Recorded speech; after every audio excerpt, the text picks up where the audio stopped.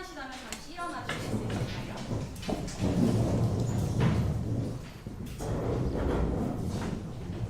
제가 먼저 선창하면 따라서 같이 해주시면 되겠습니다. 딴 데 가서 하실까요? 이쪽으로 비워드릴게요. 네.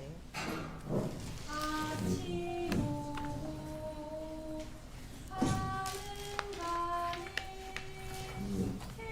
햇님이 떠올라 하루 연에 아침 오고 하는 가네 햇님이 떠올라 하루 연에 한번 갈게요. 아침 오고 하는 가네 햇님이 떠올라 하루 연에 시 읽을게요. 맨 1쪽에 보면 영어 사이클이라고 있어요. 루돌프 슈타이너가 자연의 어떤 주기를 시로 적어요. 그래서 아침에 보통 발도르프 학교에서는 아침에 교사회에서 영상 시로 같이 읽는 시인데 2주랑 51주가 연결돼요. 2주부터 같이 읽을게요. 사고에 있는 밖의 찬란한 감각 세계로 자기로부터 분리된 존재를 넘겨주며 너의 세계는 그들 속에 씨를 뿌렸으나 마음의 열매를 되찾아야만 하는 자신이 인간을 다시 발견합니다. 51주요. 우리 내면으로 풍성한 감각들이 쏟아집니다. 우주여론은 늘 자신의 힘을 새롭게 한 허의 대상이 사람의 눈에 비친 자신을 봅니다. 감사합니다. 박미연 선생님 모시고 발돌프 교육에 대한 문자를 보여주겠습니다.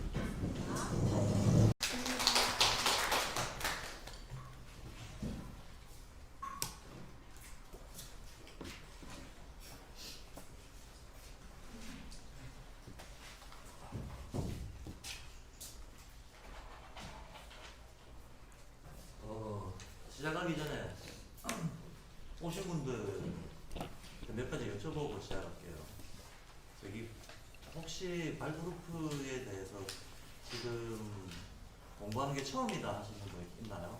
처음이다 이거 분들. 1년 이상 했다 분들은 1년 2년 이상 했다 3년 이상 했다 1년 이내의 분들이 들고 있습니다. 아이를 발도르프 학교에 보낸다. 발도르프 어린이집에 보낸다.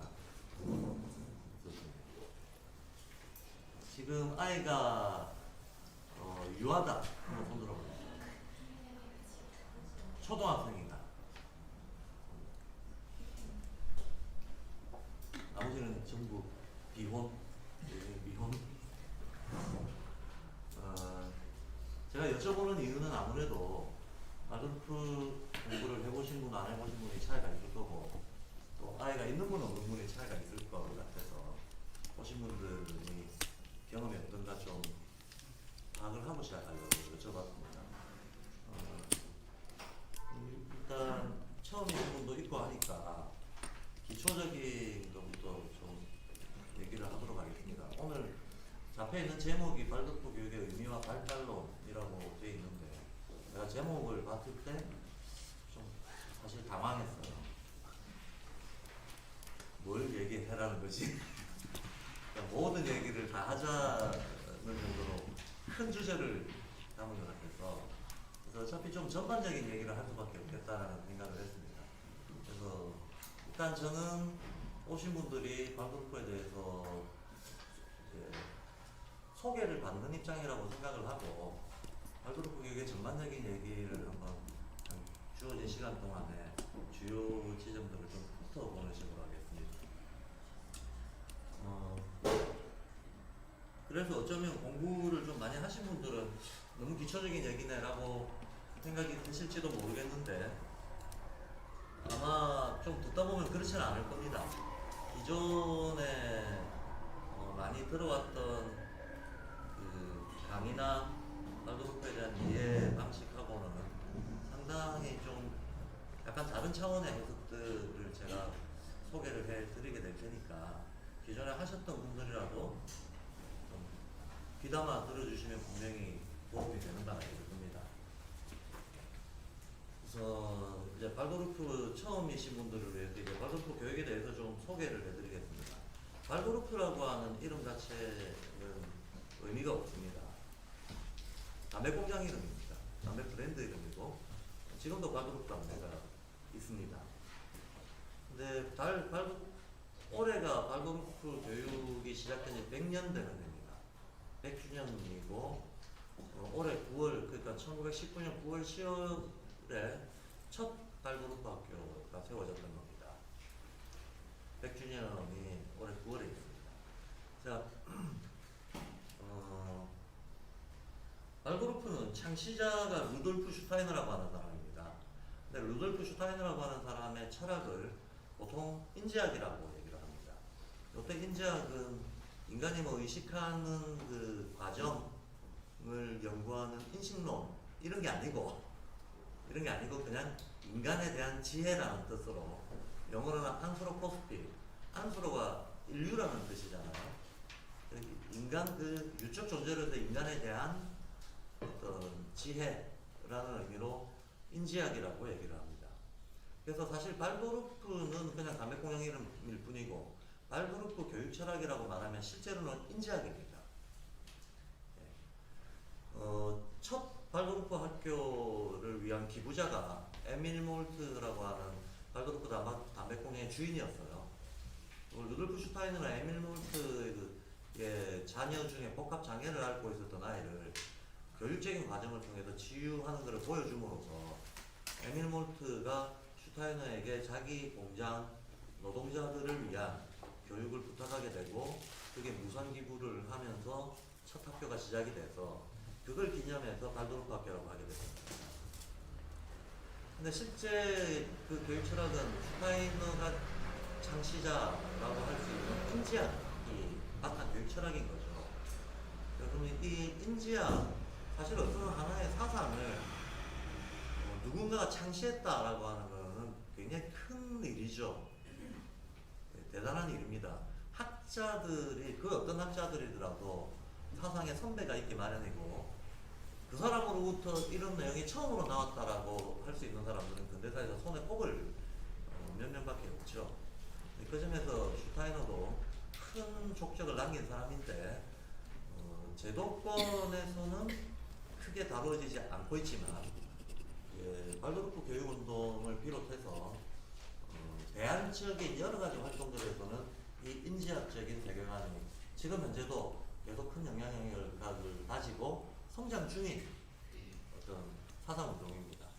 근데 먼저 말씀드릴 게 이 인지학이라고 하는 것은 어떤 특정한 이론이나 특정한 지식이 아닙니다. 아니고 세계관입니다. 세계관.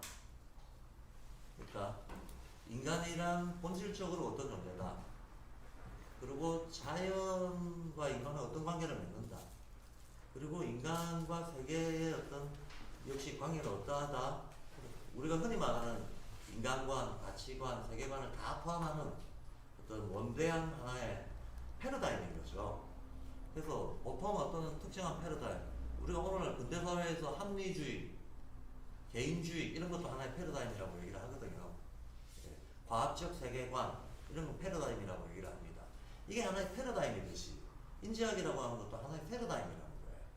그래서 패러다임이라고 하면 이게 특정 분야의 이론이 아니고 모든 분야에 적용된다는 겁니다. 그래서 인지학에 기초한 예술 운동도 있고 사회 운동도 있고 농업, 농법도 있고 인지 의료도 있고 그리고 교육 운동 쪽으로는 발도르프 교육이 있고 그러니까 인지학 철학도 있고 당연히 사회과학도 있고 과학도 있고 다 있습니다. 그러니까 인지학은 새로운 세계관이지 특정 지식이나 특정 이론이 아니다 라고 하는 것도 하나 반드시 알아두셔야 됩니다. 왜냐하면 이게 마치 교육 철학에 한정되어 있는 것처럼 생각할 수 없다는 거죠. 그래서 인지학은 하나의 이제 원대한 세계관인데 그 세계관이 그렇다고 해서 뭐 슈타이너는 대단한 사상가였습니다만, 슈타이너 역시 자기 어떤 학문의 수련 과정들이 있었을 테고, 영향을 받은 수많은 어떤 그 동시대의 대가들이 있었을 테고, 또 역사적으로도 어떤 사람의 영향을 수용하고 혹은 비판하고 하면서 자기 사상을 적용을 해나가겠죠. 그래서 슈타이너 사상의 인지학의 중요한 사상적인 어떤 역사적 뿌리를 조금 알아둘 필요가 있습니다. 근데 크게 보면 두 가지입니다. 크게 보면 두 가지인데, 근대 철학사에서 인지학의 뿌리 역할을 했다라고 할 수 있는 사상가들, 슈타이너가 영향을 받았다라고 할 수 있는 사상가들 크게 보면 세 명 정도가 대표적입니다. 한 명은 괴테입니다. 또 한 명은 칸트, 또 한 명은 니체. 이런 사상가들의 영향을 슈타이너가 집대성을 합니다. 집대성을 해서 괴테로부터 슈타이너가 받은 것은 세계관의 기본 모델에 대해서는 괴테로부터 거의 다 받아들입니다. 그리고 어떤 사고 과정을 분석하는 것하고 관련해서는 칸트의 인식론을 대거 수용합니다. 그리고 발드루프 교육을 흔히 전 세계에 1000개 정도의 발드루프 학교가 있는데, 모든 발드루프 학교 앞에는 자유라고 하는 말을 붙입니다.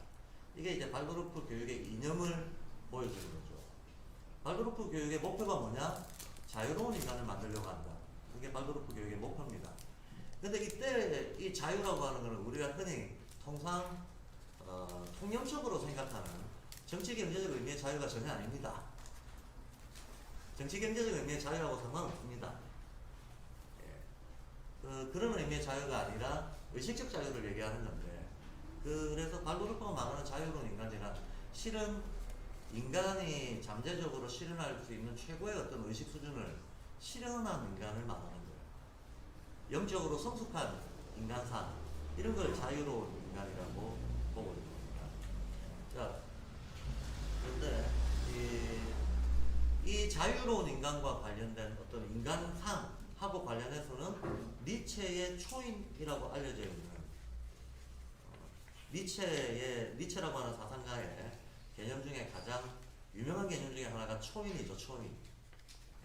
자라투스라는 이렇게 말했다. 그래서 근대적인 인간을 넘어서는 새로운 인간상을 제시를 하면서 그걸 오버맨쉐, 기존 영어로는 슈퍼맨, 그 기존 인간의 어떤 상을 넘어서는 인간 내면의 잠재력이 극대화된 인간상, 이런 걸 초인이라고 명명을 했습니다. 그 초인상이 발드루프에서 말하는 자유로운 인간이라고 하는 상하고 일맥상통한다는 거죠. 그래서 괴테로부터 세계관의 기본 틀을 배우고, 칸트로부터 인식론을 수용하고, 니체로부터 인간상을 역시 수용하면서 슈타이너의 기본적인 사상의 틀들이 만들어집니다. 한편으로는 이런 근대 철학자들로부터 슈타이너가 수용하는 바가 있고, 또 다른 한편으로는 19세기 말에 유럽에서 신지학 운동이라고 하는 것이 벌어집니다.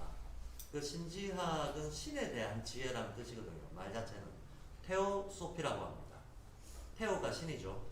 소피는 지혜니까 테오소피, 신에 대한 지혜라고 하는데, 이 신지학 운동은 이제 전 세계 주요 모든 종교들이, 모든 종교가 평화와 사랑을 얘기하지만 실제로는 또한 모든 인류사의 거대한 갈등과 학살들, 폭력들, 이런 것도 다 종교 활동으로부터 났어요.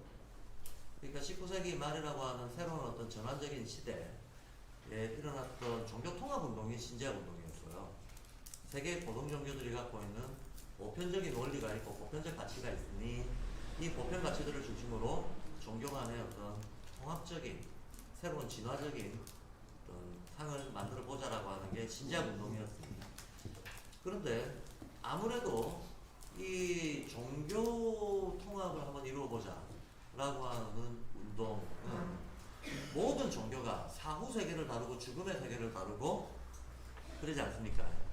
종교는 다들 삶과 죽음의 연관이 어떻게 순환하는가를 다 자기 나름대로의 방식으로 다루고 있는 활동들입니다. 그러나 어쩔 수 없이 합리적 혹은 과학적 시각으로 보기에는 신비주의라고 얘기할 수밖에 없는 많은 요소들을 안고 있게 됩니다. 근데 이런 신지학 운동에 슈타이너가 상당히 깊숙이 뛰어듭니다. 그래서 그 나중에 신지학회를 탈퇴하는 게 1913년도에 탈퇴를 하게 되는데 19세기 말부터 1890년대 말부터 1913년도까지 오랜 기간 동안 신지학회 독일 지부장으로서 활동을 하게 돼요. 그래서 그런데 신지학회가 뭐 굉장히 뭐 사이비 종교 같은 냄새를 풍기는 혹은 아주 맹신적인 종교 운동 같은 거는 전혀 아닙니다. 신지학도 신을 인간의 지혜로 이해할 수 있다는 것을 추구했던 거기 때문에 또 이게 역사적 전통에서 어떤 것도 아니고 사실은 이런 종류의 신에 대한 이해를 추구했던 운동은 그리스도가 살아 있었을 그 시절에도 있었습니다. 영지주의라고 불리는 운동들이 지난 2000년 동안 카톨릭이 이제 서구의 주류였기 때문에 이게 제도권의 주류로서 나타나지 못했지만 하나의 민간에서 명맥이 끊이지 않고 신에 대한 인간의 지적 이해 노력 같은 것들은 면면이 이어져 왔던 거죠. 이 전통들이 19세기에 와가지고 신지학 운동으로 나타났던 것이라서 정통성 없는 운동은 전혀 아니었다고 말씀드릴 수가 있겠고, 이 신지학회 활동을 하면서 슈타이너가 소위 말하는 영성에 대한 자신의 생각을 가다듬게 됩니다. 그래서 앞에서 얘기했던 괴테, 칸트, 니체 이런 사람들의 어떤 성과들하고 신지학회를 통해서 받아들인 여러 가지 이제 삶과 죽음의 근본적인 문제들에 대한 통찰 이런 것들을 바탕으로 해서 인지학이 만들어집니다. 그래서 이거는 이제 인지학이 가지고 있는 역사성에 대해서 좀 소개를 드린 거예요. 역사성에 대해서 소개를 드린 건데 내용적으로 보자면 그 혹시 발도르프에 어쨌든 관심이 있어서 오셨을 텐데 발도르프에 관심이 있는 분들은 뭐 실천적으로는 발도르프가 알려져 있기로는 굉장히 발도르프에 독특한 프로그램들이 많이 있죠. 예술 활동들도 우리가 평소에 보지 못했던 아주 정교하고 아름다운 예술 활동들이 교과 과정에 많이 이렇게 방법론적으로 개발이 되어 있습니다. 그래서 많은 사람들은 이제 그런 발도르프 프로그램들의 매력을 느끼고 처음에 발도르프를 접하게 됩니다. 그런데 그 프로그램들이 그냥 만들어진 게 아니고 어떤 철저한 세계관적인 통찰을 바탕으로 정교하게 만들어진 것들이거든요. 그러니 이제 이러한 발도르프의 어떤 교과 과정들을 이해하기 위해서도 사실 우리가 어떤 실용이 있고 원리가 있다라고 했을 때 원리를 깊이 이해할수록 실용에 대한 실천적인 응용 능력, 그 다음에 확장 능력 이런 게 커지는 거죠. 원칙적으로 그럴 수밖에 없는 거죠.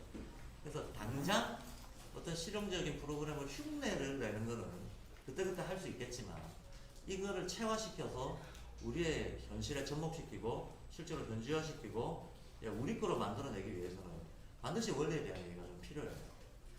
그래서 발도르프 교육에 접근을 하려고 하다 보면 처음에는 이제 눈으로 보이는 다양한 프로그램들을 보게 되지만 그 프로그램이 그렇게 설계되고 그렇게 진행되는 어떤 근거와 이유를 찾기 위해서는 인지학을 결국 알아야 된다.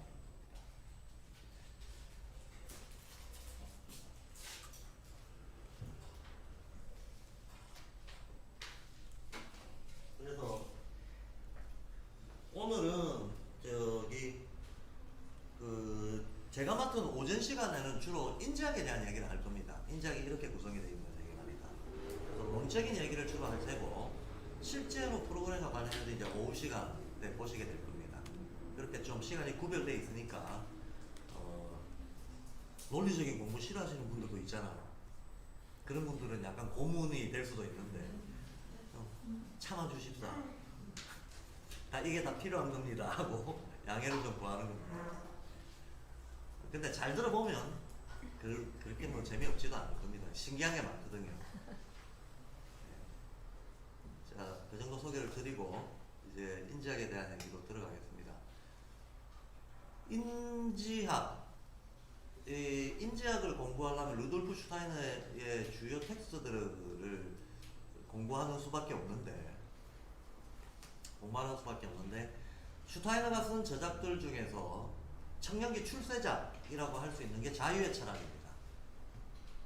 그리고 전 세계 발도르법 교사들이 교과서처럼 보는 책이 지금 번역되어 나와 있는 제목으로는 인간에 대한 보편적인 암이라고 하는 책입니다. 그 책은 총 14강으로 구성이 되어 있는데 올해 100주년이 되는 첫 발도르프학교의 교사들한테 14박 15일 동안 교사들을 위한 세미나를 했던 내용을 강연록으로 묶은 책이에요.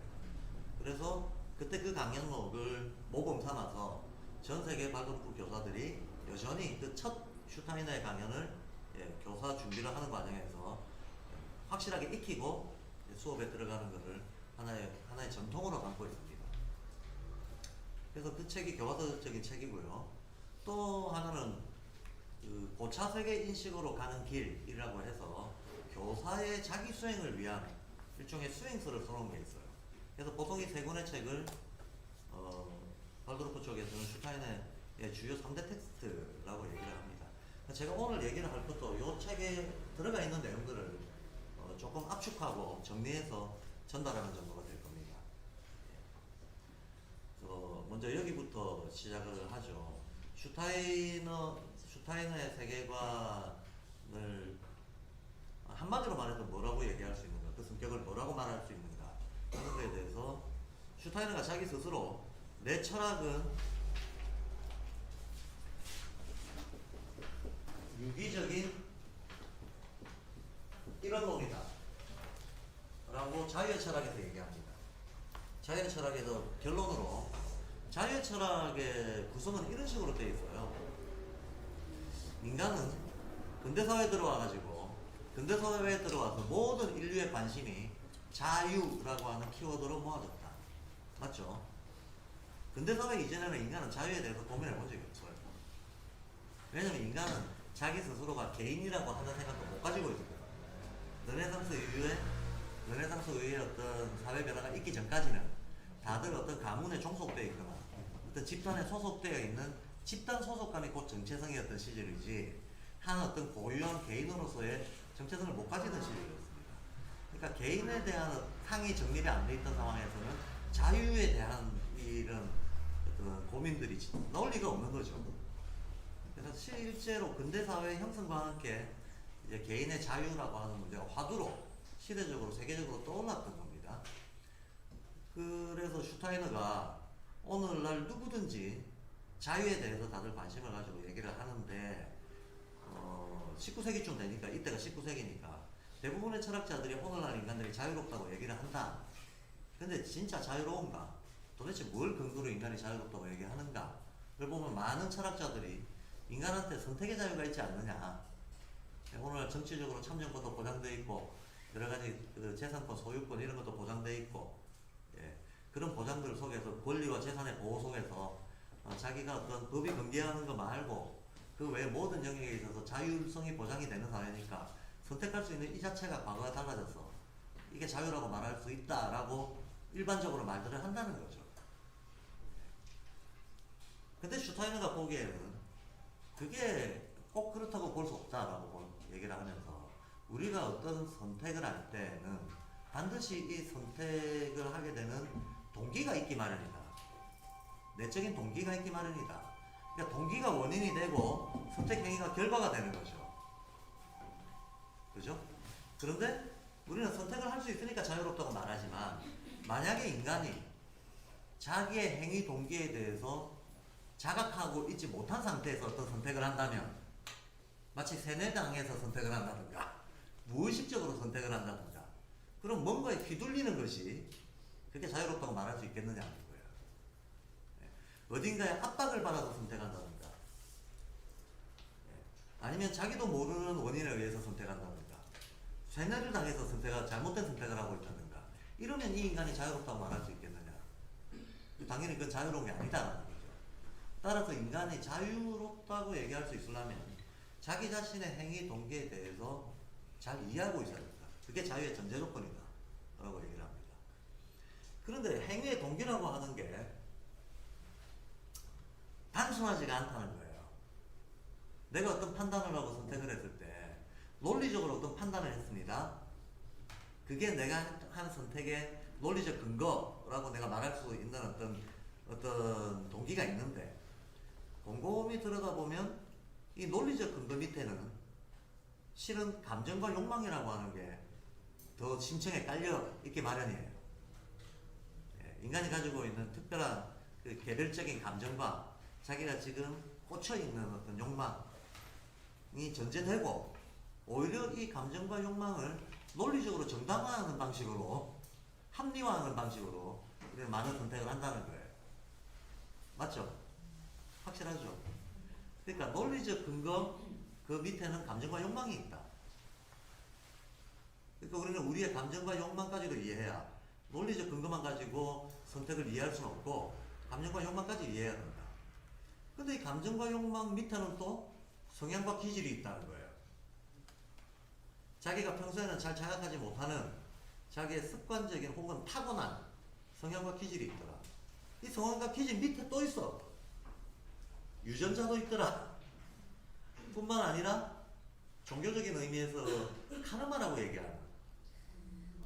카르마라고 얘기하는 예, 대대손손 주어진 어떤 업보가 있더라. 이런 것들은 사람이 자각하지도 못한다는 거죠. 자기 유전자가 어떻게 움직이고 자기 카르마가 어떻게 자기한테 영향을 미치는지 이건 평소에 인간들이 잘 자각하지 못한다는 거예요. 자각하지 못한다 하더라도 이게 분명히 영향을 미치고 있는 이상은 우리가 여기까지 이해를 못하면 자유롭지 않다는 얘기를 하는 거죠.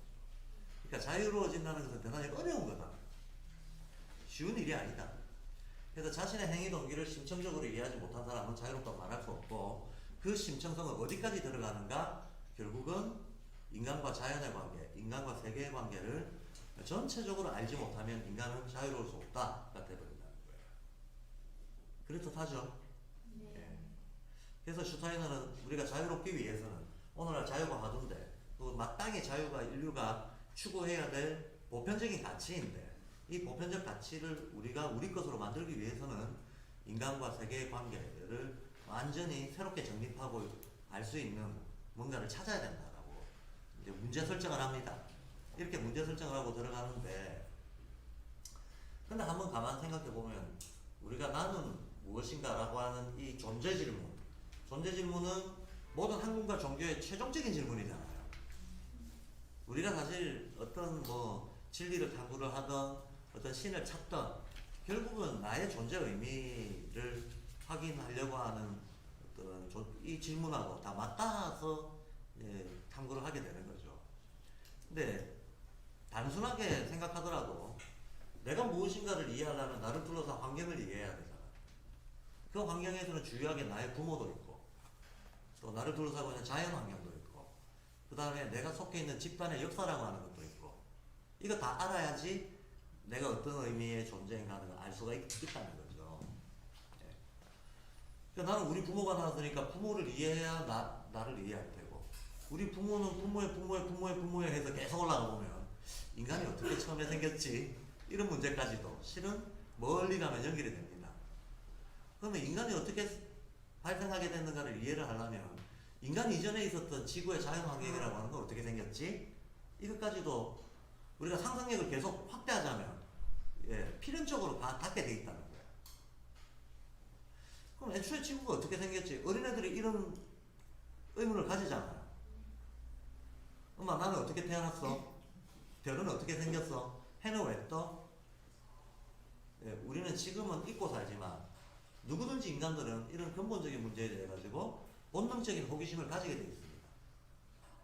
그래서 이 자연은 도대체 왜 이렇게 생겨났고 이 지구는 어떻게 생겨났고 저 별들은 어떻게 생겨났고 저게 나하고 무슨 상관이 있고 하는 것들을 우리는 예외 없이 성장하는 과정에서 이런 의문들을 다 가져왔다는 겁니다. 근데 밝힐 길이 없으니까 이제 잊어버렸죠. 근데 슈타이너는 과감하게 한번 다 밝혀보자 하고 덤벼드는 겁니다. 다 밝혀보자.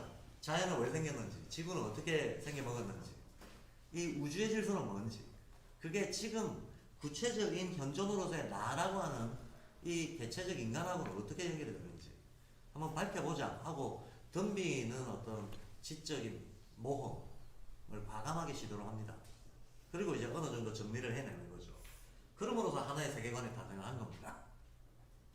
그래서 인지학이 다루고 있는 범위는 실제로 인간이 본능적 호기심을 가졌던 그 상상력의 범위만큼이나 많은 범위를 인지학이 탐구 대상으로 삼고 나름대로의 정리를 해내고 있다는 거예요.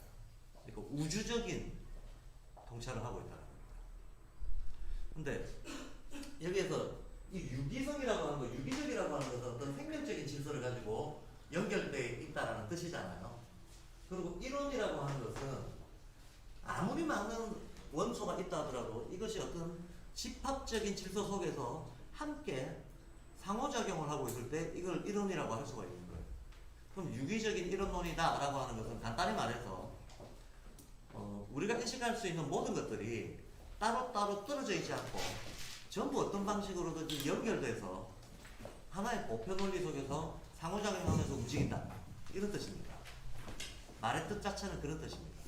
근데 지금까지 많은 철학들은 이렇게 생각하지 않았거든요. 예컨대 대표적으로 이론론이 아니면 이원론이겠죠. 근데 인간이 세계를 어떤 인식한다라고 하는 것은 어쩔 수 없이 우리 뇌구조 때문에 이원적으로 인식할 수밖에 없게끔 되어 있어요. 왜냐하면 내가 어떤 구체적 대상을 하나 이해를 하려면 대상이 A다 치면 이 A가 무엇인가 라고 하는 질문에 내가 어떤 이해를 가지려면 A하고 A 아닌 것들을 구별해내야 되거든요. A를 이해하려면 not A를 알아야 돼. 그러니까 이게 양분을 시켜야 된다는 거예요. 이 양분을 시키는 걸 계속 해들어감으로써 구체적 인식들이 발달한다는 거예요. 그러니 인간은 세계를 이원적으로 볼 수밖에 없는데 이게 이제 여기서 의식의 장난이 들어갑니다. 가령 예를 들면 나무라고 하는 개념이 있죠. 낱말이 있죠. 나무, 그러면 우리는 나무라는 말을 듣는 순간 식물 중에서 뿌리가 어떻고 잎이 어떻고 해가지고 몇 년 살이 열매가 달리고 하는 이걸 머릿속에 떠올립니다. 상을 떠올립니다. 근데 흙이 없이 나무가 있나요? 물이 없이 나무가 있나요? 바람이 없이 나무가 있겠나? 햇볕이 없이 나무가 있겠나? 중력이 없이 나무가 있겠나? 예, 전자기력이 없이 나무가 있겠나? 제가 지금 나열한 모든 것들이 실은 그 중에 어느 하나만 없어도 미생물이 없이 나무가 있겠나? 벌레가 없이 나무가 있겠나? 어느 하나만 없어도 나무라고 하는 존재는 있을 수가 없는 거예요. 그래서 실제로는 이 나열했던 많은 것들이 실제로 다 연관이 돼 있다는 거야. 실존적으로는 전부 하나의 생태계를 이루고 연관이 돼 있는데 말로는 우리가 나무 하면 나무만 떠올리지 바람과 햇볕과 흙과 물의 작용을 같이 떠올리지 못한다는 거야. 그렇죠? 이게 사실 말의 우리는 세계를 이해하기 위해서 언어가 꼭 필요하지만 또 다른 한편으로는 언어가 우리 의식에 부작용을 일으키는 방식입니다.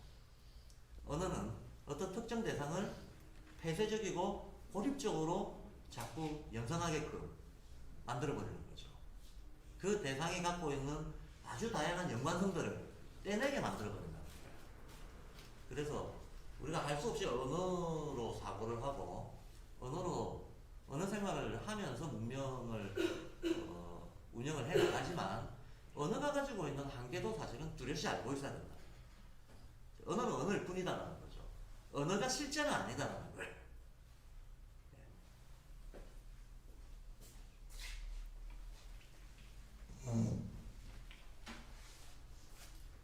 그래서 인간이 가지고 있는 그 이원적인 것은 인간의 어떤 인식 구조상으로도 이원론은 불가피하다. 근데 인식 구조상으로도 이원론이 불가피할 뿐만 아니라 사실은 자연의 실제에서도 가장 기본적인 움직임들은 이 이원성, 대칭성, 양극성 이런 걸 가지고 있다.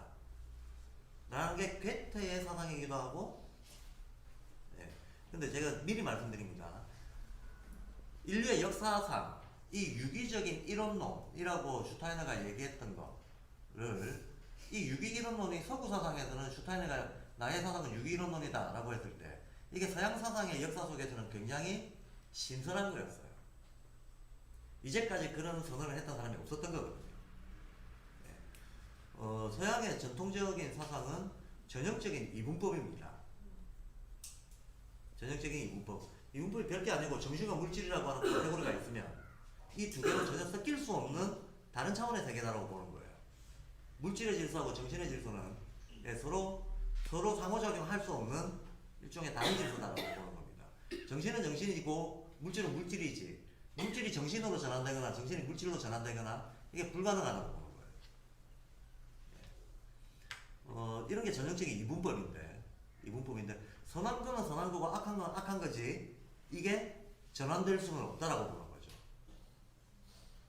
배타적으로 이 세상의 어떤 모든 존재들을 실은 베타 경계선으로 쫙쫙쫙쫙 구별 지우는 이런 식의 사고방식이 우리한테 오늘날 익숙한 방식이에요. 우리는 그런 식으로 지식을 익혀왔습니다. 그러다 보니까 아까 언어가 일으키는 실제로는 연결되어 있는데 말로는 분별되는, 실제는 연결되어 있는데 말로는 구별돼 버리는, 요게 사실 제가 부작용을 일으킨다 그랬는데 오히려 우리가 과학적 세계관이라고 하는 것들은 이 분리 분석적인 부작용을 극대화한 것들이에요. 극대화한 것들. 가령 위생이란 무엇인가? 멸균, 박멸이라고 생각하는 거. 이런 게 전형적인 이분법적 세계관의 어떤 시각인 거죠. 태도인 거죠. 예. 어떤 균 없는 상태가 위생이다라고 생각하는 거. 자, 뭐 이 정도 사례로만 얘기하고 넘어가겠습니다. 그런데 슈타인은 그렇게 생각 안 했던 거죠. 근데 이 세계는 근본적으로 양극적인 힘들, 대칭적인 힘들이 서로 상호작용하면서 어울리고 순환하면서 세상 만물 현상들을 전개시켜 놓은 것이다 라는 것은 사실 괴테의 세계관이에요. 괴테가 파우스트와 색채의 본질에서 보여줬던 세계관이거든요. 근데 이걸 이제 슈타이너가 수용하는 거죠. 수용하는데 바로 이런 어떤 유기이론론이라고 말할 수 있는 이런 세계관이 서양에서는 굉장히 신선한 거였는데 다른 문명 지역에서는 바로 이 유기이론론을 수천 년 동안 아주 정교한 형태로 발달시켜서 실제적인 문물 제도에 어떤 만들고 운영하는데 수천 년 동안 주류적으로 써왔던 곳이 있습니다. 그러니까 유기이론론적인 세계관이 축적되어 온 곳이 있다는 거예요. 어디라고 보세요? 동양이에요. 동아시아. 바로 우리 문화권입니다. 그러니까 우리의 전통적인 세계관은 유기이론론이었어요. 그럼 우리의 전통적인 세계관이 뭔데? 라고 음양오행 이런 거 있죠. 음양오행, 주역 이런 거. 이게 사실 우리 전통 세계관이거든요. 이 우리 전통 세계관은 전형적인 유기적 이론론입니다. 그래서 참 재밌게도 아이러니하게도 서양의 슈타이너가 서양 철학사의 맥락 속에서는 대단히 고유하고 신선한 주장을 했던 것이 우리 동아시아의 동양사의 맥락 속에서는, 동양 철학사의 맥락 속에서는 너무나 전통적인 거 내용을 주장을 했던 건데 우리가 오늘날 그 사실을 잘 몰라요.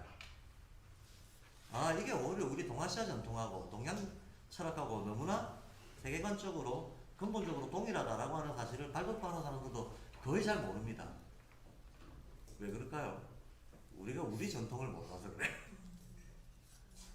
사실 제가 간단하게 음양오행이라고 했지만 음양오행이란 말은 많이 들어봤겠지만 진짜로 음양오행을 공부하고 이해하고 있는 사람은 없잖아요. 거의 없다는 겁니다. 뭐 그냥 어깨너머로 조금 저기 서점에 나와있는 책 몇 권 보는 수준에 있을 수 있겠지만 왜 제가 없다고 얘기하는가 하면 제도권에서 공식적으로 배척했거든요.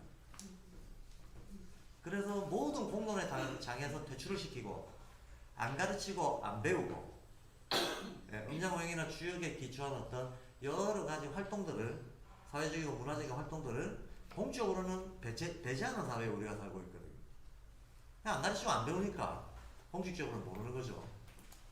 그러다 보니까 우리가 전통을 개선한다든가 우리 조상들의 어떤 정신세계를 이해한다든가 하는 거가 근본적으로 단절이 돼 있어요. 그러다 보니까 모르는 거예요. 이 세계관이 그 세계관하고 같은 거다라고 하는 거를 떠올리지를 못하게 됐다는 거죠. 근데 저는 개인적으로 동양사상에 대한 관심과 주역에 대한 공부를 한 20년 이상 제 개인적 관심 때문에 해왔습니다. 해와서 제가 발도르프 쪽의 인지학 쪽 책들을 읽었을 때 이건 평소에 1등하고 똑같은 내용들이 계속 나오는 거예요.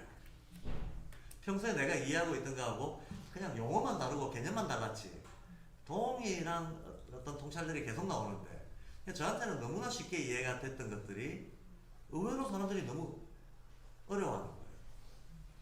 예.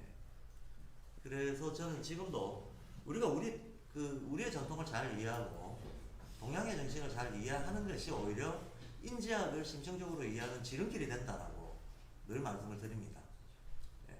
절대로 이걸 대립적으로 이해해서는 안 되고 오히려 인류 지성사가 인류의 문화사가 일구어낸 공동의 문화유산이라고 하는 측면에서 통합적이고 진화적으로 이해를 해야 된다라고 보는 게 이제 제 입장이라는 걸 먼저 말씀을 드리고 어쨌든 유기이론론이라고 하는 그럼 유기이론론이라고 하는 건 제가 금방 다시 한번 정의하자면 양극적인 세계의 힘들이 상호 전환하면서 상승 진화를 일으킨다.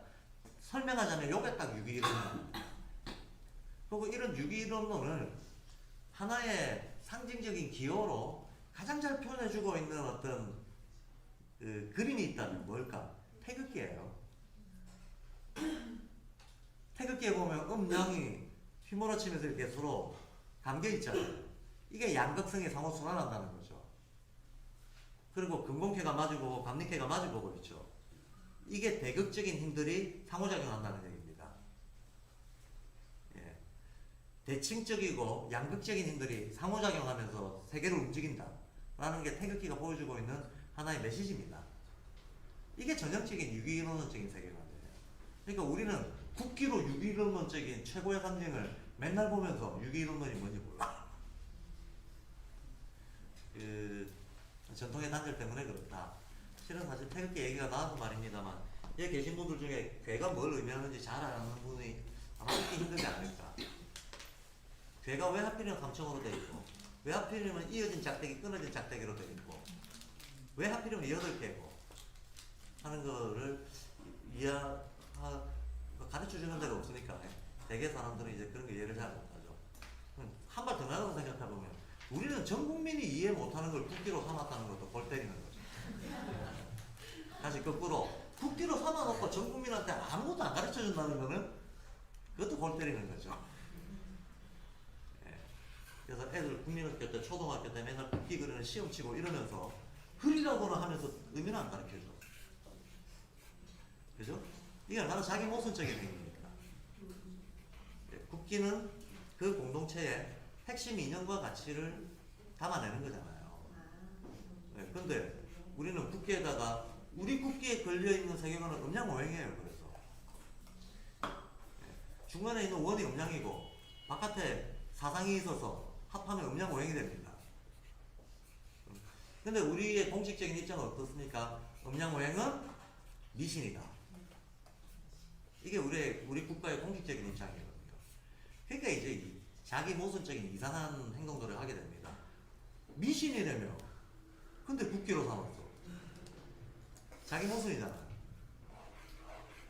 훈민정음 해례본을 읽어보면 모든 어떤 그 사물에 대한 경험에서 이것이 소리로 표현되고 인간의 감정을 자극하고 문자로 전환이 되는 이 정교한 과정을 훈민정음 해례본이라고 하는 것에서 다 설명하고 있는데 어떻게 해서 인간이 사물에 대한 경험을 문자로 전환시키게 됐는가 하는 것을 훈민정음 해례본이 설명하고 있는데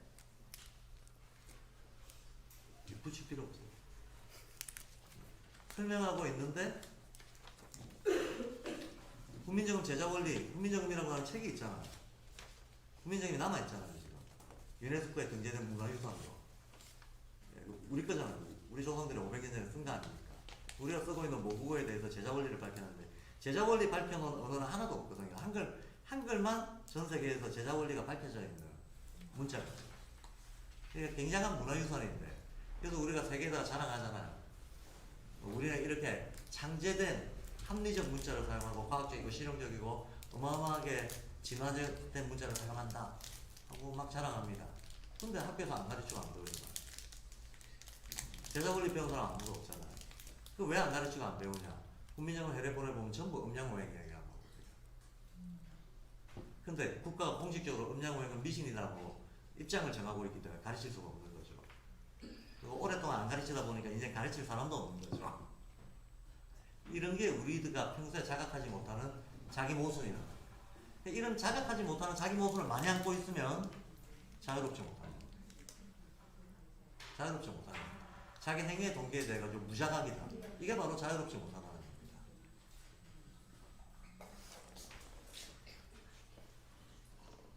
그래서 유기이론론이다라고 하는 저 규정부터 이제 이해를 하고 들어가야 되는데, 제가 아까 양극의 대칭, 순환, 상승 이런 것들이 유기이론론의 특징입니다 그랬잖아요. 예, 그리고 가장 전형적으로 이런 사상을 정교하게 분화 발전시킨 것이 동양의 음양오행이나 주역적인 세계관이다 라고 얘기했습니다. 그래서 슈타이너는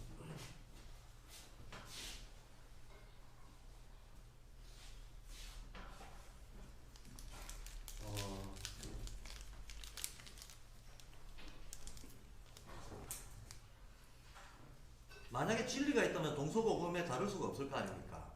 인간이 자연을 관찰하고 해와 달과 별을 관찰해서 별이 어떤 별이 뜨고 있고 해와 달의 궤도가 어떤 식으로 돼 있을 때 자연 환경에 무슨 변화가 일어난다. 사람들이 옛날에 이런 걸 관심 있게 오랫동안 추적하고 탐구했을 거 아닙니까? 그런데 서양이라고 해서 해가 2개 뜨거나 동양이라고 해서 달이 2개 뜨거나 그런 일은 없죠. 동일한 자연을 관찰했다면 동일한 결론을 얻었을 거 아닙니까? 예. 그러나 언어가 다르고 문화가 다르기 때문에 다르게 표현됐겠죠. 예. 제가 이 말씀 드리는 이유는 진리가 있다면 동서고금이 다를 수 없다. 다만 그 표현이 다를 뿐이다. 예. 문화적, 언어적, 역사적 차이에 의해서 그 표현이 다를 뿐이지 그 내용이 다를 수가 없다. 예, 이거부터 분명하게 하고, 그렇다면 인도에 있는 사상, 고대 그리스에 있었던 사상, 동양에 있었던 사상 이런 것들이 표현 양식은 다 다른데 그것이 의미하는 바 자연 실제가 다르겠느냐 하면 똑같다는 얘기예요. 자, 오늘 발달론 들으러 오신 분들이 많을 겁니다.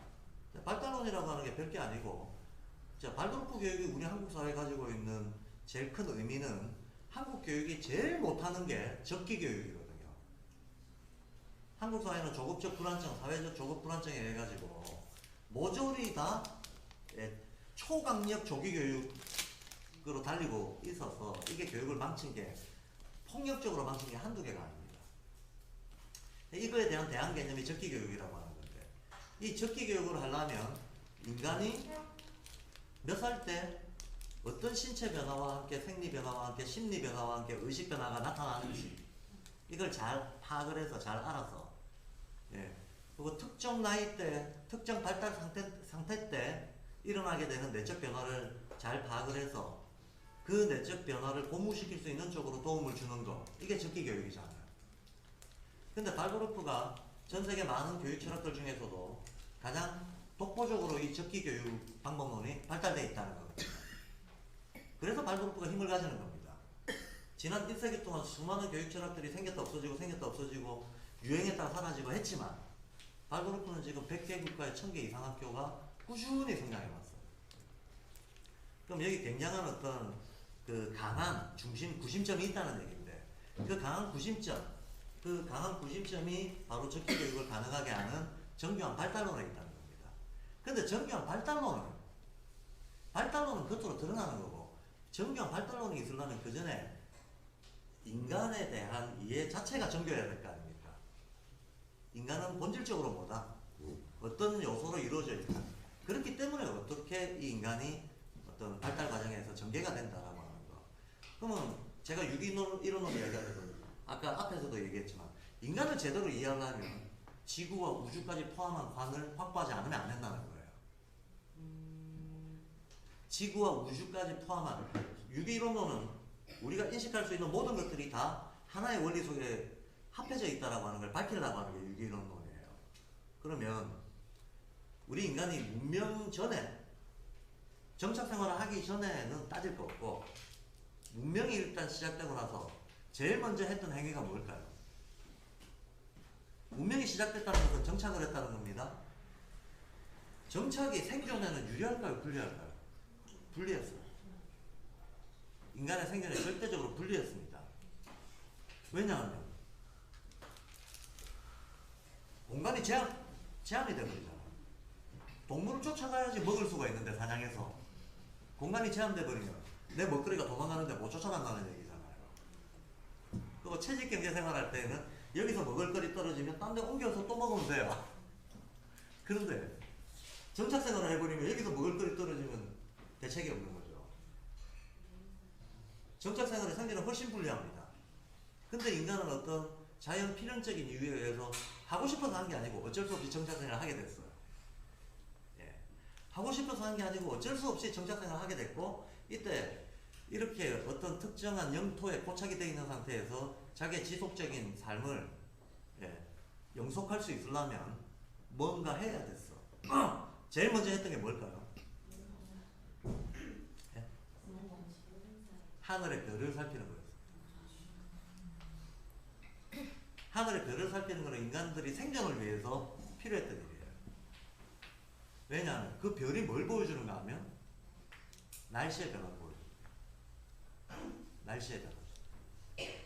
그러면 별들이 어느 별들이냐 하면 해, 달, 이게 제일 중요하고, 해, 달 말고도 태양계에 해와 달, 지구를 제외하고 우리는 빼고 우리한테 주는 영향, 해, 달을 빼고 우리한테 중요한 영향을 주는 행성이 몇 개일까요? 뭡니까? 목화토금수. 우리가 오행이라고 부르는 겁니다. 맞죠? 목화토금수. 우리가 오행이라고 부르는 거예요. 그 음양은 해와 달을 뜻합니다. 음양 오행은 지구를 제외한 태양의 7개 행성의 움직임을 추적해서 어떤 그 질서의 성질을 밝힌 거. 이게 음양오행이에요. 그럼 음양오행이 미신이다라고 하는 사람들은 음양오행이 처음에 어디서 시작됐는지도 몰라. 음양오행은 천문학이에요. 음양오행은 관찰의 결과를 집대성해 온 겁니다. 천문관찰의 결과는 믿음의 문제가 아니잖아요. 어느 별이 떴을 때 비가 오더라 안 오더라. 그 다음에 어느 위치에서 해가 뜰 때 날씨가 덥더라 춥더라. 이런 게 천문관측에서 우리가 알라고 하는 거거든요. 이거는 신앙과 믿음의 문제가 아니죠. 철저한 자연에 대한 아주 집요한 관찰과 통찰력의 문제인 겁니다. 그래서 음양오행은 출발 자체가 미신하고 상관이 없습니다. 근데 지금은 음양오행이 미신이라는 게 워낙 퍼져 있어가지고 사람들이 음양오행의 출발점은 천문학입니다. 근데 제가 자꾸 음양오행 이야기를 하는 이유가 인지학의 출발점도 천문학입니다. 자, 인간이 뭔가를 알아야 인간 발달을 이해합니다. 그럼 인간이 뭔가는 지구와 우주가 어떻게 변해왔는가를 알아야 인간이 뭔가를 얘기할 수가 있어요. 왜냐하면 인간은 흔히들 동양에서도 인간은 소우주라고 했잖아. 인지학에서도 인간은 우주와 지구의 발달사를 압축하고 있는 신적인 존재라고 봐요. 인간 자체가 자연의 진화사를 자기의 내면에서 압축하고 있다라고 봐요. 압축하고 있고, 이 우리 지구 바깥에서 일어나고 있는 온갖 영적인 힘들, 이 영적인 힘들을 발론표에서는 인지학에서는 인간을 삼원적으로 보는데 흔히들 말하는 몸혼령이라고 하는 겁니다. 인간을 구성하고 있는 것은 근본적으로 세 개의 차원이 종합되어 있다. 하나는 물리적인 몸이고, 또 하나는 우리가 마음이라고 부르는 것들이고, 또 하나는 자연에도 있고 인간에도 내재한 하나의 창조적인 힘으로서의 신성이다. 인간한테 내면화되어 있는 신성을 영이라고 하죠. 그래서 몸, 혼, 영, 요 세 차원이 종합돼서 인간을 이루고 있다 라고 보고, 우리가 신체를 발달시키듯이 또 감성과 이성을 통해서 마음을 발달시키듯이 영적인 발달도 할 수 있다라고 보는 거예요.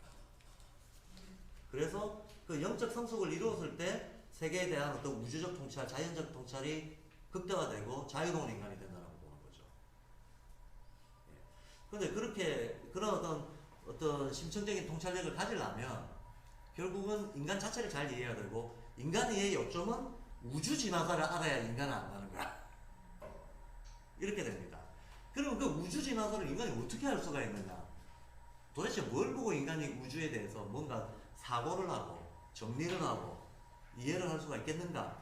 인간이 우주를 알 수 있는 유일한 방법은 별을 관찰하는 거예요. 그렇죠? 별 관찰하는 거 말고는 다른 아무 방법이 없어요. 예. 별의 질서를 관찰하는 거 말고는. 그래서 고대 모든 종교와 학문은 다 그 출발점이 스타트 지점이 다 천문학입니다. 여기에 예외가 없습니다. 예외가 없고 우리가 알고 있는 음양오행 천문학에서 나왔습니다. 그럼 인도의 4대설은요. 지수화풍이라고 하는 4대설이 있잖아요. 세계의 근본적인 힘은 4가지다. 물, 불, 바람, 흙 이렇게 4가지다. 이게 아주 고대 인도 사상인데 힌두교에서 지금도 지수화풍 얘기를 하죠. 예. 이걸 우리가 물리적으로 들으니까 물리적인 낱말로 이해를 하니까 그게 무슨 대단한 사상인가 싶지만 음양오행 공부할 때도 그렇고 이제 고대 철학들을 공부할 때도 그렇고 우리 어떤 개념어들을 만났을 때 조심해야 될 게 있어요. 특히 음양오행 공부를 하려면 제일 먼저 선입관을 떼내야 될 게 목화토금수 할 때 목은 나무 이렇게 알고 있죠. 근데 음양오행에서 말하는 목은 나무라고 하는 개별적인 개체를 얘기하는 게 아니에요. 좀 넓게 보자면 목성의 기운이에요. 더 넓게 보자면 봄이 가지고 있는 에너지 같은 겁니다. 봄이라고 하는 계절이 가지고 있는 에너지의 성격, 이게 목이에요. 그러면 그것이 나타날 때는 식물의 성장이라고 하는 걸로 나타나기도 하지만 인간의 분노심, 이것도 목이에요. 그리고 자연의 실제하는 힘들 중에서는 전자기력 같은 작용을 하는 거, 이것도 목이에요. 이해되세요? 목이라고 하는 것은 어떤 특정 개체를 지칭하는 낱말이 아니다라는 거예요. 특정 개체를 지칭하는 낱말이 아니고 힘의 종류라는 겁니다. 목이 힘의 종류라면 나머지 목화토금수가 다 힘의 종류인 거죠. 그 힘의 종류들이 일으키는 현상은 하나의 힘의 종류가 일으키는 현상은 무한대입니다. 그래서 목이라고 하는 목은 나무 이렇게 얘기하면 큰일 납니다. 오행 공부가 전혀 안 되게 돼 있어요. 예. 그러한데 마찬가지로 오행이 그러하듯이 인도에 4대설이 있다. 지수화풍이다. 이 사람들도 풍을 말 그대로 우리가 체험하고 있는 이 바람으로만 이해했을까요? 아닙니다. 분산되는 힘은 전부 풍이라고 하는 겁니다. 뭉치는 힘은 전부 흙이라고 하는 겁니다. 이런 식으로 개념을 확장해서 봐야 됩니다. 그러면 고대 그리스에 오원자설이 있었고 인도에 4대설이 있었고 동양에 음양오행설이 있는데 이게 같은 걸까요? 다른 걸까요? 이 문제예요. 같은 거예요. 내용을 세부적으로 알고 보면 똑같은 천문학적 이해로부터 똑같은 힘에 대한 이해로 왔는데 개념어가 다른 거예요. 그냥 그네들의 언어와 문화 역사에 따라서 이것들이 전부 연결되어 있다라고 하는 것을 일단 염두에 두고 이제 슈타이너 얘기로 들어가겠습니다. 슈타이너는 여기 오신 분들은 제가 딱 보니까 우리 애가 대학 졸업했다 이런 분은 안 계시죠? 우리 애 초등학생이다 혹은 비혼이거나 미혼이거나 아니면 유아거나 이런 분들이 대부분이죠. 그러니까 기본적인 각자의 관심사는 자기 아이를 중심으로 이제 유아나 초등 정도 아이들에 관심 있는 분들이 있으실 테고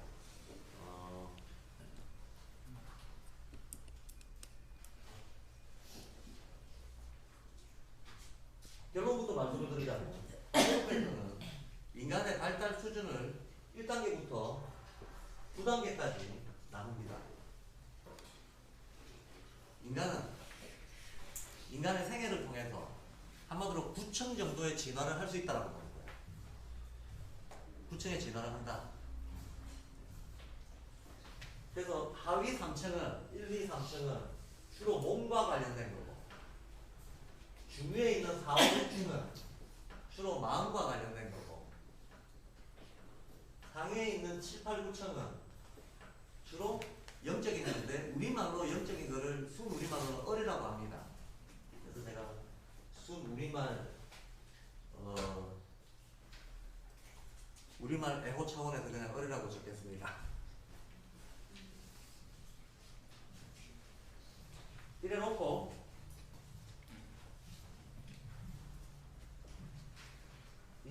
몸이 한 세 가지 구성 요소로 이루어져 있고 그 세 가지 구성 요소가 무르익으면서 신체가 1차 안정을 찾는다라고 얘기를 해요. 그리고 이 신체도 1차 안정으로 끝나는 게 아니고 1차 한 번 안정, 2차 두 번 안정, 3차 세 번 안정, 3단계에 걸쳐가지고 안정을 찾게 된다라고 얘기합니다. 그럼 우리 마음도 마찬가지죠. 한 번만에 안정되는 게 아니고 1차 안정, 2차 안정, 3차 안정 이렇게 텀을 두고 가게 됩니다. 다 그렇다라고 이하 논문이라고 슈타인은 얘기를 하는데요. 이 우리 몸을 구성하고 있는 것을 슈타인은 물체, 에테르체, 아스트랄체 라고 얘기를 해요. 요 세 가지가 우리 몸을 구성하고 있는 기본 요소다. 저 세 가지가 서로 상호작용하면서 어떤 상호작용하고 있는 그 힘의 장들이 1차 안정을 찾으면 인간이 타고난 감각들이 조금 구체적으로 안정이 되고 그 징표로 영구치가 난다. 그때가 나이대가 7살이다. 7살 때가 1차 안정이다 라고 봅니다. 근데 1차입니다. 1차. 그래서 2차 안정은 그로부터 7년 뒤인 14살쯤 되면 옵니다. 그때가 되면 1차 안정 때는 이 물체적인 요인이 먼저 안정이 되고 그로부터 7년 뒤가 되면 이 에테르적인 요인이 좀 안정이 된다고 봐요. 에테르적인 요인이 안정이 되면 생리작용을 하게 됩니다. 여자는 생리를 하고 남자는 정자가 생산력을 가지게 됩니다. 한마디로 어떤 생명체로서 생명이라고 하는 건 자기 복제 능력이 있는 거잖아요. 네. 생리적 생명력 이런 것들이 안정을 취하게 되는 나이대가 된다는 거죠. 그러고 또 7년은 지나면 그럼 37, 21, 한 21살 되는 거죠. 인간의 생리가 아니라 어떤 기본 감정과 심리적인 부분 이런 것들도 1차 안정을 찾게 된다. 요 세 개가 다 뭉쳐서 실은 몸을 이룬다라고. 물질적인 부분, 생리적인 부분, 심리적인 부분까지도 세 개 합해서 몸을 이룬다라고 봅니다. 우리는 보통 몸 그러면 물질만 생각하잖아요. 우리 몸은 인간의 몸은 어떤 곤충의 몸이나 동물의 몸이나 식물의 몸하고 다르고 우리 이 몸 자체에도 이미 정신적인 요소가 들어와 있다고 봐요. 그래서 당연하게도 이론론들은 정신과 물질을 이분법적으로 다르지 않습니다. 물질 속에도 정신이 들어가 있고 정신 속에도 물질이 작용을 한다고 봐요. 상호작용을 하고 있기 때문에 우리가 몸이라고 부르는 것 속에도 이미 어떤 영적인 힘들이 들어와 있다고 가정하는 겁니다. 자, 이렇게 세 개로 나눕니다. 이렇게 세 개로 나누고 요 세 개가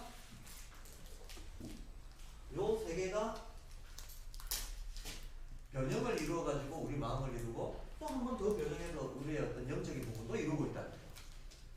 그러니까 이 세 개가 다인 거야. 사실은.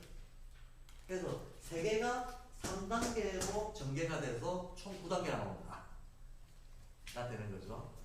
3단계로 전개가 돼서 9단계가 나온다라고 하는데 일단 지금 번역돼서 사회에 통용되고 있는 용어를 제가 이 말을 덧붙이는 이유는 저는 사실 한국 사회 발브루크 운동의 큰 방해 요소 중에 하나가 번역의 혼란이라고 보고 있어요.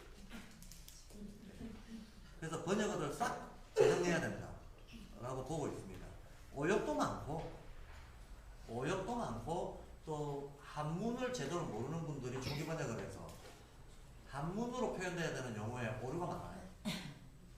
이런 것들을 공론화를 통해서 바로 잡아야 되는데 아직까지는 그게 사회적으로 합의가 안 돼 있으니까 기존에 아마 책을 통해서 공부하신 분들이 익숙할 법한 용어를 그냥 쓰도록 하겠습니다.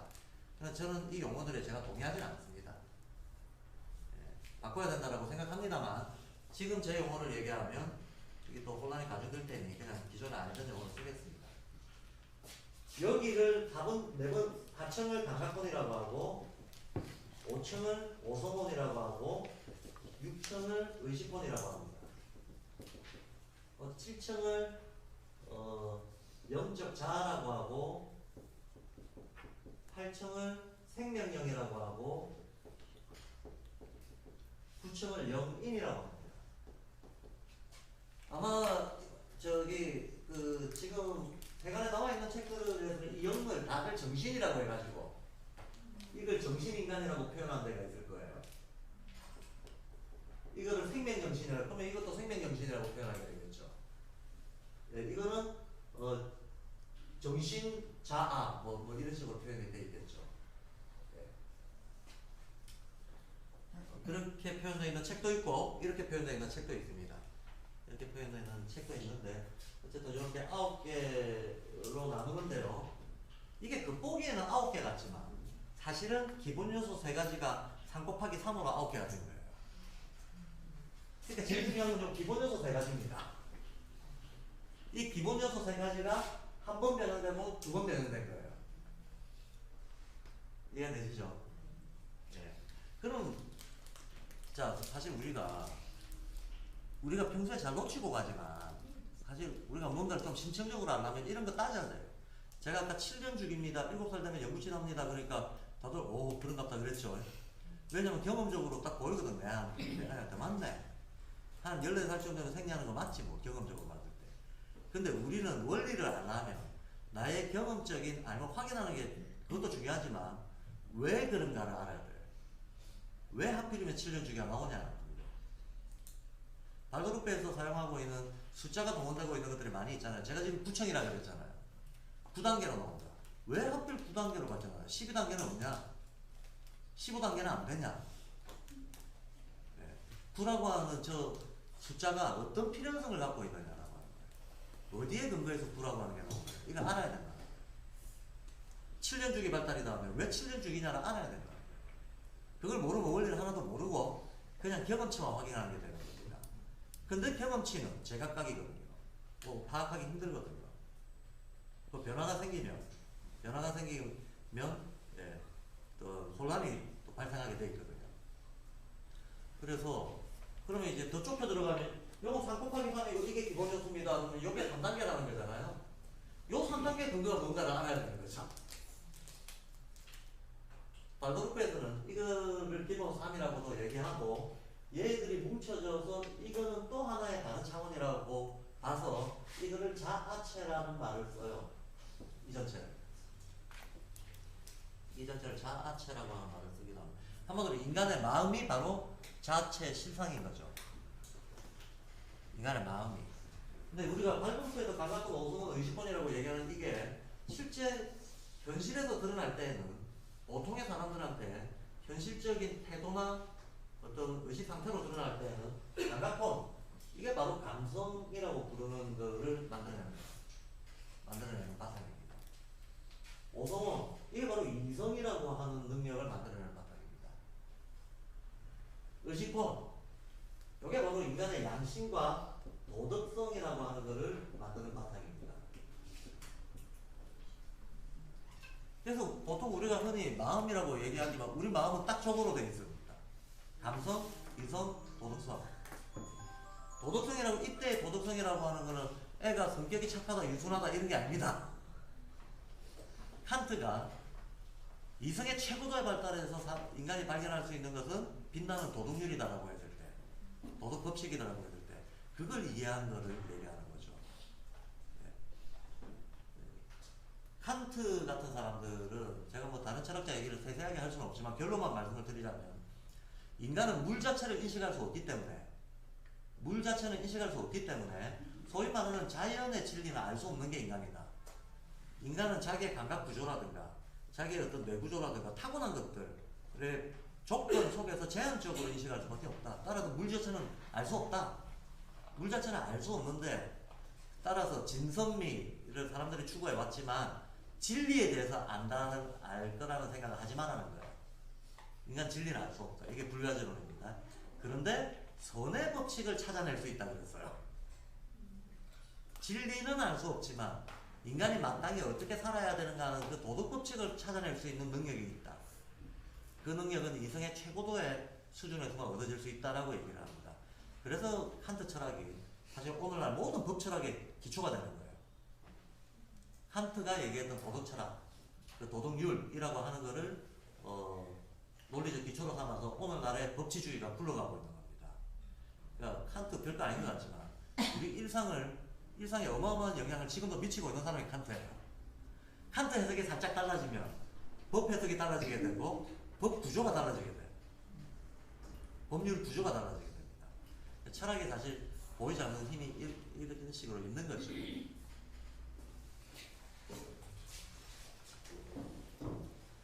숫자 들어간 게 한 개, 두 개, 세 개, 네 개. 크게 보면 네 개, 기본형은 세 개. 크게 보면 네 개, 기본형은 세 개. 이렇게 되어 있습니다. 그러면 이제 우리가 물어야죠. 왜 하필 세 개냐? 저거 어디서 나왔냐? 이거의 말뜻 자체는 에테르라고 하는 것은 빛의 전달자를 에테르라고 합니다. 아스트랄이라고 하는 것은 별기운을 아스트랄이라고 하는 거예요. 그거는 사전적인 의미입니다. 사전적인 의미. 근데 우리가 사전적 의미를 알았다고 해서 원리를 아는 게 아니죠. 예. 낱말 정의를 알았다고 해서 원리를 아는 게 아닙니다. 그 에테르 체니, 아스트랄 체니, 물 체니 하는 저것들은 저 기본 요소라고 하는 것들은 도대체 실제 자연에 어디에서 근거 지어지는가? 현실적으로 뭘 의미하는 건가? 하는 걸 이제 따져야 된다는 거죠. 자, 근데 아까 제가 앞서 얘기했습니다. 이 사람들의 학문은 예외 없이 천문학에서 출발했다. 그럼 뭔가 이 용어들도 천문학에서 들어왔을 거 아닙니까? 맞죠? 천문학에서 들어온 거예요. 근데 천문학이라고 하는 건 기본적으로 천문학은 날씨, 기후 이런 걸 예측하는 건데 우리 인간이 느낄 수 있는 중요한 시간 개념, 중요한 날씨와 기후 개념, 시간이 무엇인가 하면 사실은 날씨, 기후 이런 것들의 변화리듬, 이게 시간입니다. 낮과 밤이 교차되는 거, 이게 시간이잖아요. 사계절이 순환하는 거, 이게 시간이잖아요. 근데 낮과 밤은 왜 교차되나요? 지구가 자전하기 때문이죠. 사계절은 왜 생기나요? 지구가 공전하기 때문이죠. 따지고 보면 근데 자전도 회전운동이고 공전도 회전운동이에요. 회전운동이라고 하는 것은 회전을 해서 변화가 일어난다는 것은 변화가 반복된다는 얘기입니다. 어떤 변화가 일정한 수적 질서를 가지고 반복된다. 이걸 수학으로 표현하면 그걸 진법이라고 얘기하거든요. 그럼 이진법이면 양극선을 왔다 갔다 반복하는 것은 이진법인 거죠. 삼진법이면 3쿠션으로 반복하는 거죠. 사진법이면 4개를 반복하는 거, 오진법은 5개를 반복하는 거. 우리는 온갖 종류의 운동의 질서들을 이 진법으로 파악을 해냅니다. 그래서 시계를 보면 저 시계가 정말 요물이거든요. 저기에 진법이 몇 개나 들어가 있을까요? 어마어마하게 들어가 있어요. 12까지 돼 있으니까 12진법이죠. 10분을 1로 보니까 10진법도 들어가 있죠. 근데 5초가 갔는데 1이라고 써져 있죠. 5진법도 들어가 있죠. 그죠? 저 안에는 5진법, 10진법, 12진법 여러 진법들이 어우러져 있어요. 그럼 저 시계가 가르치고 있는 건 뭐냐? 우주의 질서입니다. 이 우주가 진법이 별게 아닙니다. 태양계에서 여기 태양이 있다고 쳐봐요. 태양 중심에 태양이 있습니다. 그럼 이렇게 쭉 해서 맨 끝에 뭐가 있나요? 태양의 끝에 토성이 있습니다. 토성이 있는 중간에는요 지구가 있습니다. 지구가 있고 목성, 화성, 지구, 금성, 수성 이렇게 돼 있어요. 지구를 자기 스스로 토라고 보면 목, 화, 토, 금, 수잖아요. 그렇죠? 그 맨 바깥에는 토성이 하는 역할은 태양계 전체의 경계를 잡는 역할을 해요. 또 얘가 구심점의 역할을 하는 거예요, 태양이. 자, 그럼 이제 돌아갑니다. 왼쪽으로 돌아갑니다. 근데 태양이 중력으로 당기는 역할을 하니까 중력 구심점 가까이 있는 애는 빨리 돌 거 아닙니까? 퐁당 물에다가 돌멩이 던져보면 소용돌이가 일어나는데 구심점 가까이 있으면 빨리 돌 거 아닙니까? 멀리 있으면 천천히 돌 거 아닙니까? 그렇죠? 자, 이 돈다는 것 자체가 진법을 일으키는 거죠. 진법으로 표현이 되는 거죠. 이해되시죠? 진법으로 표현이 됩니다. 예를 들어서 지구에는 달이라고 하는 위성을 달고 있는데 우리가 왜 1년을 12달로 가릅니까? 우리가 한 바퀴 돌 때 달이 우리를 12번 돌기 때문에 12달로 가는 거예요. 1년은 12달이다. 12달, 달이 12번 돈다는 거죠. 이해가 되시죠? 그럼 이 우주에는 다양한 진법 체계가 있는 거지 않겠습니까? 우리가 우주라고 얘기하지만 고래로부터 사람들이 관심을 가지고 관찰, 통찰해왔던 우주는 태양계를 얘기합니다. 태양계 바깥에는 관심 없어요. 한 100년 살기도 힘든데 뭐 태양계 바깥까지 실은 관심이 없다기보다도 태양계 바깥에 아무리 많은 별들이 있고 아무리 많은 힘들이 있어도 그것이 태양계로 들어오면 태양계의 힘의 작용에 의해서 프리즘처럼 변환이 된다고 봤던 거죠. 그래서 태양계 질서만 알면 지구에 미치는 유의미한 영향력을 다 알 수 있다고 봤던 겁니다. 그래서 태양계 바깥에 있는 별들은 태양계 내에 있는 별들의 힘으로 전환되는 걸로 계산하고 태양계 안에 있는 영향들만 관심을 집중시켜서 그것이 지구에 어떤 영향을 주는지 알라고 했던 거예요. 이해되시죠? 네. 그러면 우리가 태양을 12번 막 오도방정을 떨면서 도는 동안 목성같이 큰 애들은 한 번 돌아요. 토성같이 멀리 있는 애들은 우리가 30번 돌 때 한 번 돌아요. 토성의 공전 주기는 30년, 목성의 공전 주기는 12년, 뭐 이런 식입니다. 그러니까 서로가 다른 공전 주기를 가지고 막 돌죠. 그러면 이 궤도가 막 서로 어긋날 거 아닙니까? 이렇게 궤도가 어긋나 있는 순간에 각각의 별들이 가지고 있는 중력과 인력이 있으니까 서로 밀고 당기고 하면서 에너지 장이 만들어질 거 아니에요. 그거를 목화토금수라고 하는 거죠. 그걸. 그런데 우리는 어쨌든 우리 지구가 가지고 있는 아주 규칙적인 운동도 있는데 그 규칙적인 운동이 여러 겹이 있어요. 여러 겹이 있는데 가장 규칙적인 것은 해의 움직임이에요. 해의 움직임.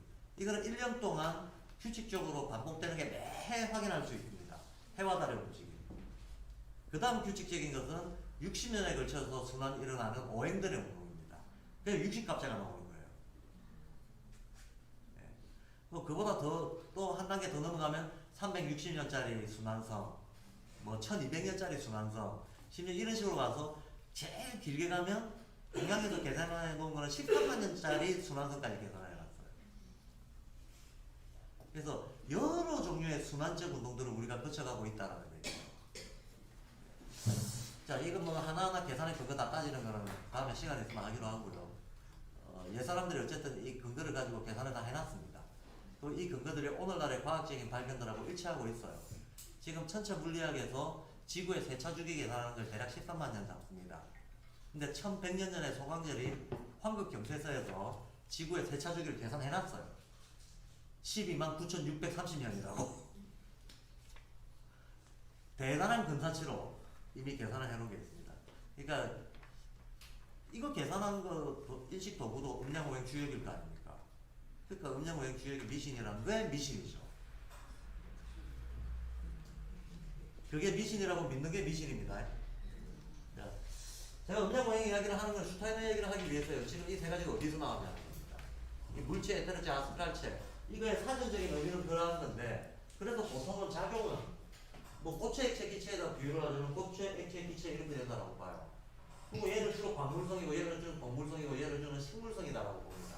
사람한테 미치는 영향은 얘는 주로 물질적인 부분, 뼈다귀 이런 거죠.